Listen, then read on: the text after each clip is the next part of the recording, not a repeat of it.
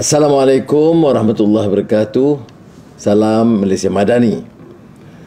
Saudara-saudari rakyat Malaysia yang saya kasihi, sebagai sebuah negara dagang yang terbuka, pengumuman Amerika Syarikat oleh Presiden Donald Trump mengenai tarif timbal balik pada 2 April lalu merupakan satu ujian kepada rangka kerja sistem perdagangan dan pelaburan global semasa. Pengenaan tarif tambahan ke atas setiap negara yang berdagang dengan Amerika Syarikat merupakan satu penolakan kepada prinsip perdagangan bebas, tanpa diskriminasi, boleh dijangka dan telus di bawah Pertubuhan Perdagangan Dunia WTO. WTO ini telah diasaskan antara lainnya oleh Amerika Syarikat sendiri sejak tahun 1948 melalui GATT, General Agreement on Tariffs and Trade. Keputusan unilateral, maknanya bersendirian Amerika Syarikat, tentunya mempertahankan kepentingan sendiri, dan ini akan menggugat pertumbuhan ekonomi negara dan global. Kesan dan impaknya bukan sahaja kepada Malaysia, tetapi seluruh dunia. Selama ini seluruh dunia telah bergantung kepada Amerika Syarikat dan negara-negara industri utama dalam mempromosikan sebuah rangka kerja perdagangan dan pelaburan rentas sempadan yang berdasarkan perundangan, rule-based, semangat kolaborasi atau kerjasama dan kemakmuran bersama. Ini mungkin permulaan berakhirnya globalisasi dan liberalisasi perdagangan. Kita harap tidak begitu, tetapi kita harus menjangkakan keadaan ini akan berlarutan pada jangka pendek sekurang-kurangnya. Dan keputusan ini tentunya akan mengancam pertumbuhan dan keselamatan ekonomi dunia. Ia juga bakal memusnahkan atau memberi dampak negatif terhadap kemakmuran yang sedang dan semakin dikecapi oleh negara-negara membangun dan negara-negara selatan, Global South. Kerajaan Madani berpegang teguh kepada pendirian bahawa tarif timbal balik tidak menyokong prinsip perdagangan bebas dan adil yang termaktub di bawah prinsip WTO yang disepakati oleh 166 negara termasuk Amerika Syarikat. Kerajaan tentunya menafikan dakwaan Amerika Syarikat bahawa Malaysia telah mengenakan tarif 47% ke atas import Amerika Syarikat ke Malaysia.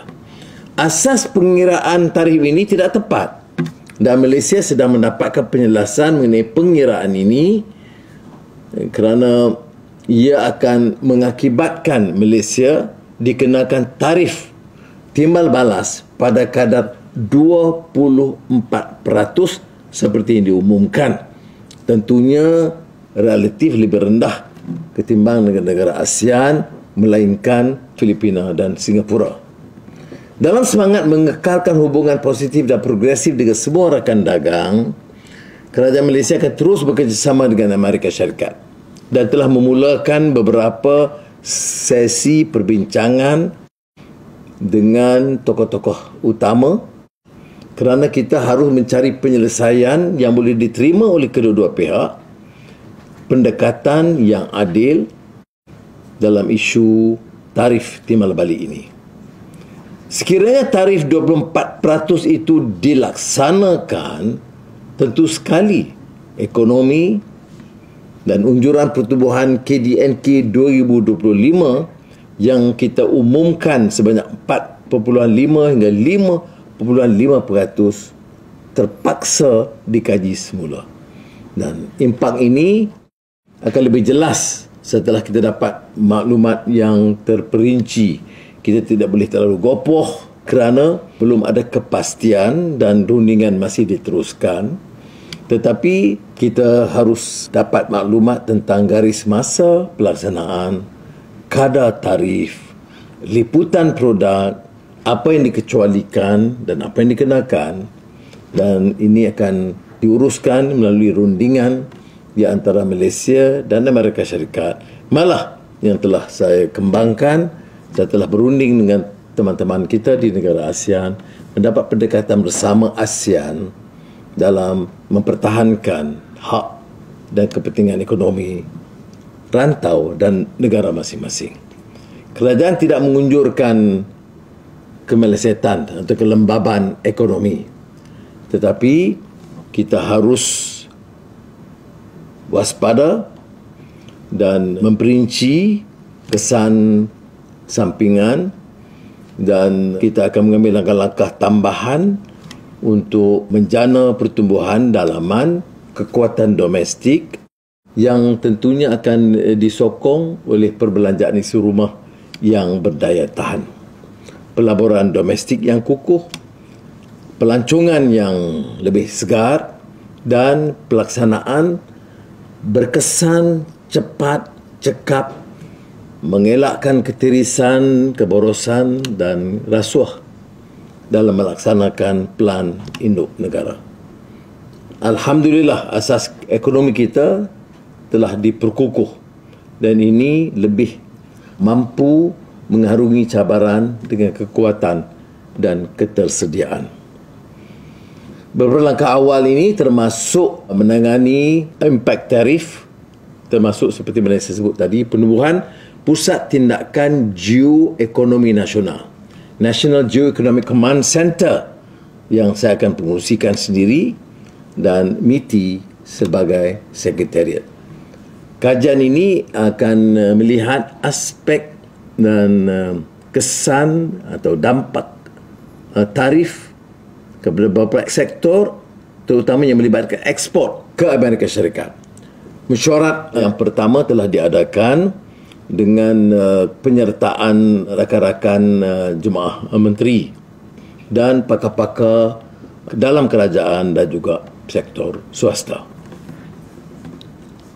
Melalui Kementerian Pelaburan dan Perdagangan, MITI, kita akan mengadakan sesi sama dengan kedutaan, khususnya Amerika Syarikat, Persatuan Industri, Dewan Perniagaan, badan-badan penyelidik dan pemikir, supaya mengurangkan kesan melalui langkah mitigasi untuk melindungi kepentingan negara.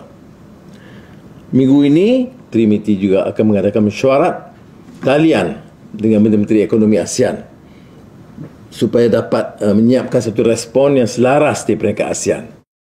Dan kita juga akan mesyuarat seusai mesyuarat Menteri-Menteri Ekonomi dan Perdagangan supaya kita dapat dari sudut negara ASEAN mencapai kesepakatan.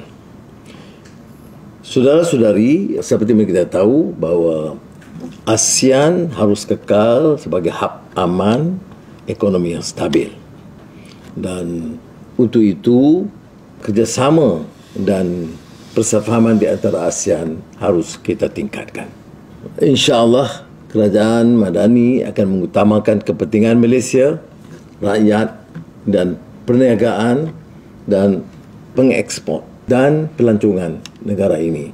Usaha kita harus lebih yakin, kerja kita harus lebih gigih, semangat dan kesatuan kita harus lebih mantap, dan saya percaya Malaysia punya kekuatan insya-Allah untuk mengharungi badai yang menimpa.